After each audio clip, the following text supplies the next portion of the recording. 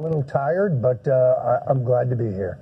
So just to get the mechanics of what happened this morning out of the way, we've seen the tape shot by CNN, which remarkably was across the street from your house very early this morning, and we saw the very large number of armed federal agents bringing you out of the house. Is there something we don't know? Do you have an arsenal at home? Had you made threats against prosecutors, threats of violence? I mean, is there context that we don't have? No. Well, first of all, it's disconcerting that CNN was aware that I would be arrested before my lawyers were informed. So that's disturbing. If it was a dangerous situation, which would merit the SWAT team, well, then CNN's cameraman would be in danger. I don't know why they would be allowed to be there. I had no firearm in the house. I don't have a permit for a firearm. I don't own a firearm. Only my wife, my 2 dogs, and my 3 cats were at home. I'm not a flight risk. In fact, I think my passport has expired, or it will expire in a few days. I have no record of criminal past. And frankly, they just could have contacted my attorney, and I would have voluntarily turned myself in. The proof of this is that only hours later, the judge granted me a $250,000 surety bond, meaning on my signature with no funds put forward, because I'm not a flight risk. And as far as the government's contention that they were concerned that I would destroy evidence, they've been in my email and my text messages and my phone calls for 2 years. Probably longer, because the New York Times reported on January 20th, 17, that I was among 3 people in the Trump campaign under active surveillance. Hopefully we'll learn something about that in discovery of this case. So that's actually, that gets right to the heart of the charges against you, which are primarily for lying to Congress. And one of the things that you're accused of lying to Congress about is whether or not there was any evidence, you had evidence of communication between you and an intermediary and Julian Assange. Did you lie about that? Again, given that you knew that they had your electronic communications and would know the answer already, wouldn't that be a stupid thing to lie about? What is this charge about? Yes, indeed. It's really simple. I did forget that I had text messages from an old cell phone that were entirely exculpatory, which proved that everything I had said about Credico being my source regarding the significance and the October release date of the WikiLeaks material was accurate. I believe he lied to the grand jury about that. That's been reported, but he appears not to be being prosecuted for perjury. But I forgot exculpatory information, and therefore I will. If anybody had bothered to read my website, The Stone Cold Truth, they would know that I've basically refuted and documented the refutation of virtually every charge in this indictment. The indictment is thin indeed. So what is this about? It's about silencing me.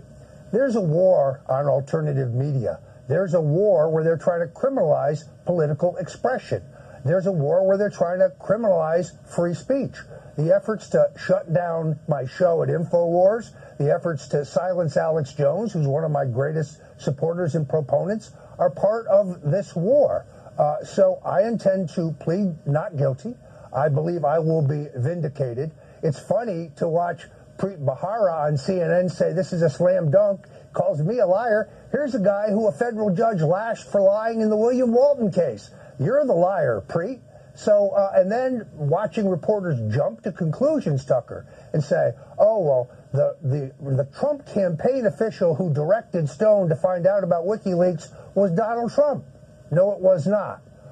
There are several things in here in the indictment that are simply not true. So who was it if it wasn't the president? Who is? Well, I have to speculate about that, because since it never happened, it appears to me that they have composed testimony for someone. Perhaps Rick Gates, perhaps Steve Bannon, perhaps someone is bearing false witness against me.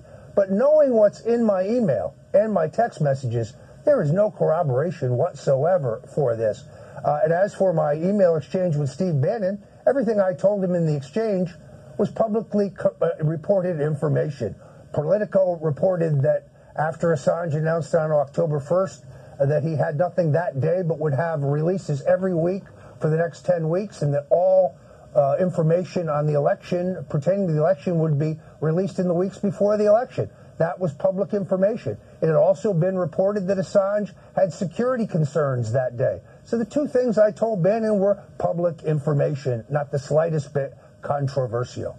When and how did you learn that WikiLeaks had these stolen emails? When Julian Assange said it on CNN on July 22nd, 2016, and then repeated it on Fox on August 24th. This was not a state secret. Randy Credico was the source who told me that the material was significant, dynamite, a bombshell, and so on, and that it would be released in October. There's also, I think, a reference to Dr. Corsi in here, Dr. Jerome Corsi, who told me in an email when he was in Italy, August 2nd, that the WikiLeaks disclosures would come shortly thereafter, and there'd be another one immediately after that in August. That all turned out to be incorrect. So there's no evidence that I received anything whatsoever from WikiLeaks, that I knew the subject or the content of this material. Right. Well, that's being used to silence me. That's not even in here. The allegations, as far as I can tell from reading it, is that you lied to this congressional committee. Have you spoken to the president about this? I have not, but again, if you watch CNN or MSNBC, you wouldn't know that, because they act as if Stone act as the conduit between the Trump campaign and WikiLeaks, or between Donald Trump and WikiLeaks. When the president answered the written interrogatories, he correctly and honestly said, Roger Stone and I never discussed this, and we never did.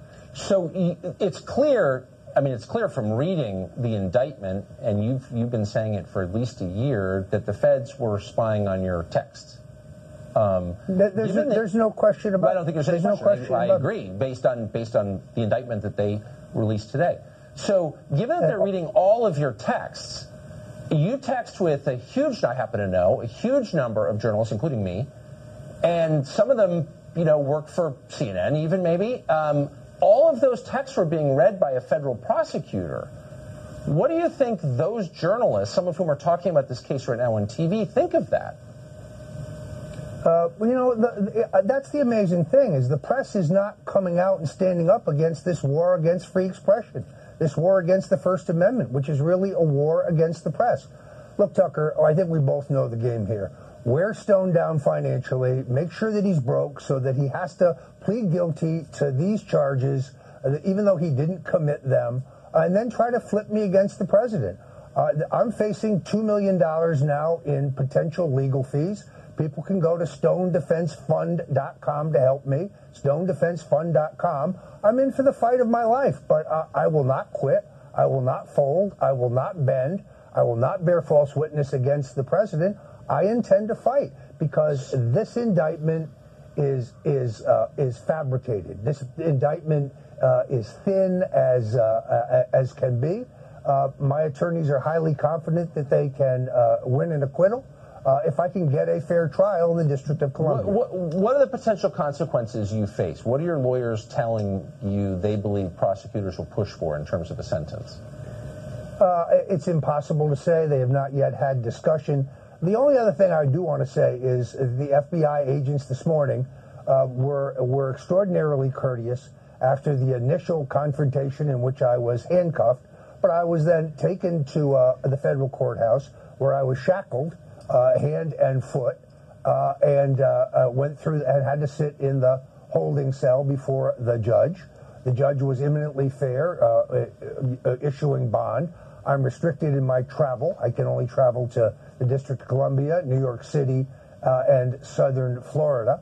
But I'm not a flight risk. I'm 66 years old, and I'm essentially broke since the leaks from the special counsel's office over the last 2 years have dried up my consulting business, since the censorship and shadow banning on Facebook have substantially dried up my book sales. As you know, I had to end my life and health insurance in December because I couldn't meet the premiums anymore. Every dollar I scrape up has to go to this fight, but still I fight on. Roger Stone, like Donald Trump, is a political con man whose showman shtick has finally caught up with him. Let me be the first to say, if you look up the word scumbag in the dictionary, you're going to see Roger Stone's picture there. I am just so damn happy this guy is indicted and arrested. He is a horrible human being. He is a thug. He is a bully. Bye-bye, baby. Karma is a bitch. How'd you like to have her in charge of your life? So damn happy. So barefoot Roger Stone is taken to jail. If that thrills you, it may be time to take a break, pause, and reassess what's happened to your soul.